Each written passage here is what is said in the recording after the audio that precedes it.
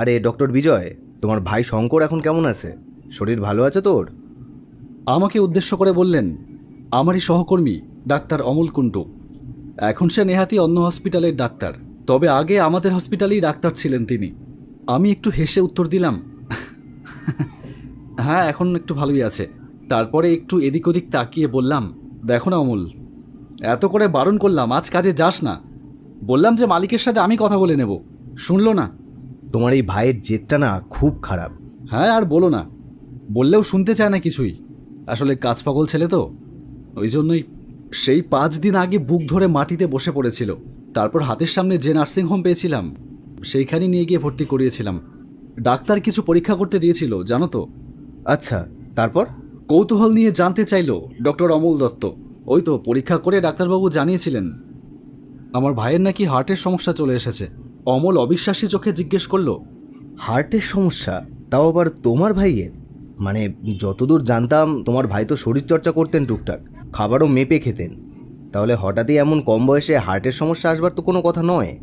সে তো আমি সঠিক জানি না হার্টের সমস্যাটা কিভাবে এলো, তবে সে যাই হোক, ডাক্তার ওষুধ লিখে দিয়েছে, খাচ্ছে নিয়মিত।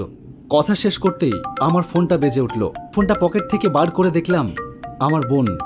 কি ব্যাপার, আমার বোন হঠাৎ এই সময় ফোন করলো কেন? ভেবেই ফোনটা সঙ্গে সঙ্গে রিসিভ করলাম। 1 মিনিট। আমি হ্যালো বলা শেষ করতেই আর কিছু বলতে পারলাম না। তার আগেই বোন কাঁদতে কাঁদতে বলল, বড়দা, মিস্টার রাস্তায় অ্যাক্সিডেন্ট করেছে। ওইখানকার স্থানীয় লোকেরা ফোনে সবার আগে আমার নাম্বারটা পেয়ে ফোন করে জানালো আমায়। সে কি কি বলছিস এসব? বোন কান্না ভেজা গলায় আবারও বলল, দাদা, ওইখানকার একজন লোক বলছিল মিস্টার নাকি মারা গেছে। আমি তাকে সান্ত্বনা দিয়ে জিজ্ঞেস করলাম, অ্যাক্সিডেন্টটা কোথায় হয়েছে? রাস্তায়? হ্যাঁ। উত্তর দিল বোন, সে কি, এটা তো পুলিশ কেস। কোন হসপিটালে অ্যাডমিট করা হয়েছে ভাইকে? তোদেরই হসপিটালে। আমি বললাম, ওফ, কিন্তু আমি তো এখন ডক্টর অমল কুণ্ডুর হসপিটালে আছি। আমাদের হসপিটালে পৌঁছাতেও তো মিনিমাম 25 মিনিট লাগবেই।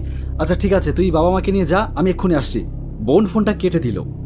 আমি ফোনটা রাখতেই আমার সামনে বসে থাকা ডক্টর অমল কুণ্ডু বললেন, কি হয়েছে বিজয়? কোনো সমস্যা? আমার ভাইটা মারা গেছে। আমার কথায় হতবাক হয়ে গেলেন ডক্টর অমল কুণ্ডু। সে কি বলছো? কিভাবে হলো এসব? আমার এখন অত কিছু বলবার সময় নেই ডক্টর অমল, আমাকে তাড়াতাড়ি আমাদের হসপিটালে যেতে হবে। ঠিক আছে, তুমি যাও, আমি এদিকটা সামলে নিয়ে আসছি। আমি তাকে পাশ কাটিয়ে হনহন করে হেঁটে চললাম। ডক্টর অমল কুণ্ডুর হসপিটাল থেকে বেরিয়ে নিজের পার্সোনাল গাড়িটা বার করে স্টার্ট করলাম। হাই রোড দিয়ে যাবার সময় ভাইয়ের কথাগুলো মনে পড়ছে। ছোটবেলায় ভাইয়ের সঙ্গে একসাথে ছাদে ঘুড়ি ওড়ানো, লালটুদের আমবাগানে গিয়ে আম কুড়োনো, সব যেন একটা হারানো স্মৃতি হয়ে রয়ে গেল। হাসপাতালে গিয়ে ভাইয়ের কী রূপ দেখতে হবে জানি না। 1 মাস আগে ওকে নিয়ে সৃষ্টি হওয়া আমার আর বাবার একটা ঝগড়ার কথা মনে পড়ে গেল। তুমি কি বলছো বাবা? তুমি সব সম্পত্তি ভাইয়ের নামে লিখে দেবে? আমি আর রজনী কি এই বাড়ির অংশীদার নই? না, এই বাড়িতে আমার কথাই শেষ কথা। আমি যখন বলেছি এই বাড়ির সম্পত্তি আমি শঙ্করের নামে লিখে দেব, তখন আমি একমাত্র শঙ্করের নামেই লিখে দেব। বাবা যেন তার হুঙ্কার ছাড়ছিলেন, আমিও কম যাইনি কোনো অংশে। ঠিক আছে, আমিও দেখে নেব আমি থাকতে তুমি কিভাবে শঙ্করের নামে এই বাড়ি লিখে দাও। সেদিন ঘরের বাইরের এক কোণে ছলো ছলো চোখে দাঁড়িয়ে থাকা শঙ্করও আমার এমন ব্যবহার দেখে কষ্ট পেয়েছিল। আমি যখন হসপিটালে পৌঁছালাম তখন জানতে পারলাম আমার ভাই শঙ্করও নাকি গাড়িতেই মারা গেছে। লাশ অনেকক্ষণ আগেই মর্গে ঢোকানো হয়েছে। হসপিটালে পৌঁছে দেখা হলো বাবা মা আর বোনের সঙ্গে। তারা তখনও বেঞ্চে বসেছিলেন। বোন এসে কাঁদতে কাঁদতে আমার হাতটা চেপে ধরল। মাও কাঁদতে কাঁদতে এসে জড়িয়ে ধরল আমাকে। আমি তাদের সান্ত্বনা দিয়ে বললাম, নিজেদের শক্ত করো, যা ঘটার তা ঘটে গেছে। বাবা তখনও চোখে একরাশ জল নিয়ে চুপচাপ বসে আছে। বাবার কষ্টটা অনুভব করতে পারলাম। ঘটনাটা পুলিশের আন্ডারে চলে গেছে। যেহেতু আমার ভাই রাস্তায় অসুস্থ হয়েছিল আর গাড়িতেই মৃত্যু ঘটেছিল, আমি একজন ফরেন্সিক ডাক্তার। লাশটা যেহেতু আমার পরিবারের, মানে আমার ভাইয়ের, তাই লাশ কাটার দায়িত্বটাও আমাকেই দেওয়া হয়েছে। এখন আমি নিজের কক্ষে একাই আছি, আর কোনো ডাক্তার নেই। আমার সামনে রয়েছে আমার ভাইয়ের লাশ। চারপাশে একবার ঘাড় ঘুরিয়ে দেখে নিয়ে স্বস্তির নিঃশ্বাস ফেললাম। এরপর মনে মনে বললাম, আজ আমার বড় আনন্দের দিন। আমি জিতেছি। হ্যাঁ, আমি জিতেছি। আজ আমার পৈশাচিক হাসি হাসতে ইচ্ছে করছে। বাবা সেদিন খুব বলেছিল, হ্যাঁ, এই বাড়ির সম্পত্তি নাকি সব ভাইয়ের নামে লিখে দেবে। এইবার আমিও দেখব বাবা কার নামে সম্পত্তি লিখে দেয়। এতদিন আমি ভাইকে এক ধরনের ওষুধ খাইয়ে তার হার্টের রোগ বাঁধিয়েছিলাম। এমন একটা ওষুধ আমার কাছে ছিল যেটা হার্টের সব নালীগুলোকে আস্তে আস্তে ব্লক করে দেয়। সবকিছু আমার প্ল্যান মাফিকই হয়েছে, তবে কেউ যেন আমায় সন্দেহ না করে। তার জন্য যে ডেথ সার্টিফিকেট লিখবে তার পকেটটাও তো ভরাতে হবে।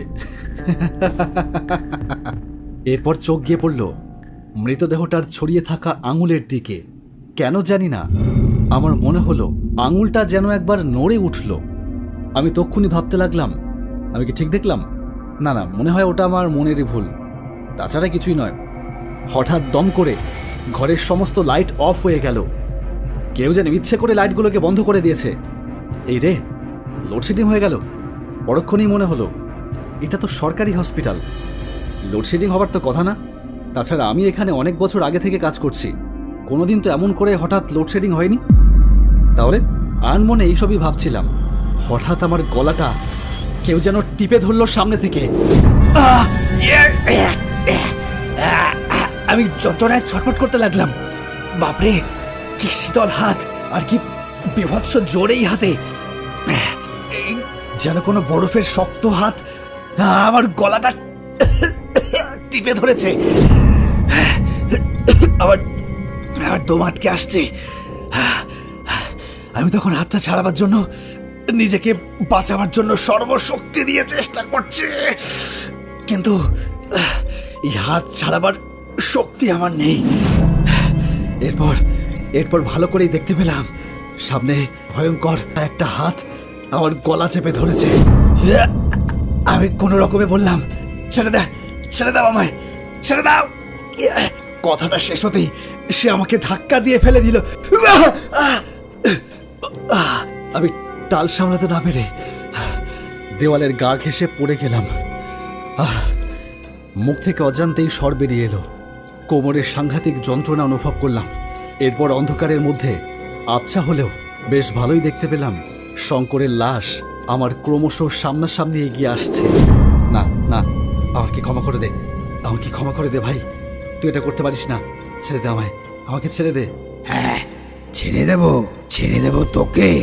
তোর জন্য কি করিনি আমি? ছোটবেলা থেকে আমার থেকে বেশি পড়াশোনায় তোর আগ্রহ দেখে আমি নিজে পড়াশোনা ছেড়ে দিলাম। গ্যারেজে গিয়ে কাজ করতে থাকলাম, শুধুমাত্র তোর স্বপ্ন পূরণ করার জন্য। বাবা হাঁটতে পারতো না, পাড়া প্রতিবেশী সমাজ কি বলতো জানিস আমার নামে? শুধুমাত্র কম বয়সে পড়া ছেড়ে দেওয়ার জন্য। ভুল হয়ে গেছে ভাই আমার, এইবারের মতো আমাকে ক্ষমা করে দে ভাই। না না, তুই আমার বাবার কথা ভাবিসনি। তোর কাছে মায়ের চোখের জলেরও কোনো দাম নেই, তোকে ক্ষমা করা যাবে না। শুনেছি বন্ধুর থেকে ভাই বড়, ডাক্তার নাকি ভগবান, কিন্তু তোর মতন ডাক্তার এই পৃথিবীতে না থাকাই ভালো।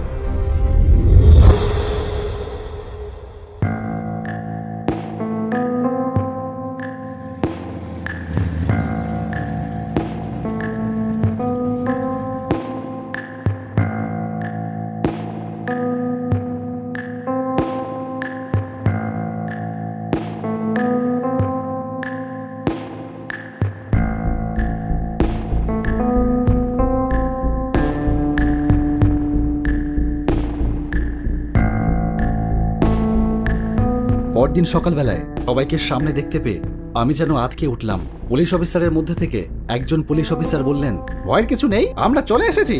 স্বস্তির নিঃশ্বাস ফেললাম, তার মানে আমি এখনো বেঁচে আছি। এদিক ওদিক তাকিয়ে নিজের ভাইয়ের লাশটা খুঁজতে আরম্ভ করলাম। দেখতে পেলাম ভাইয়ের লাশটা। ভাই যেন গভীর ঘুমে মগ্ন হয়ে রয়েছে, একদম নিশ্চুপ। মনে মনে প্রতিজ্ঞা করলাম, বাবা মাকে তাদের আর এক ছেলের কমতি বুঝতে দেব না।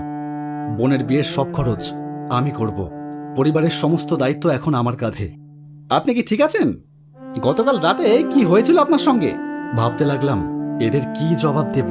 সমস্ত সত্যিটা বললে এটা তো আমায় জেলে পুরবে, হয়তো আমার ফাঁসিও হয়ে যেতে পারে। এমন সময় তীব্র পচা গন্ধে আমার গাটা গুলিয়ে উঠল, প্রায় বমি চলে আসবার মতন অবস্থা। শুনতে পেলাম সেই পুলিশ অফিসার বলছেন, এই চলো চলো, এই ঘরের পরিবেশ ওর সহ্য হচ্ছে না, ওকে নিয়ে চলো।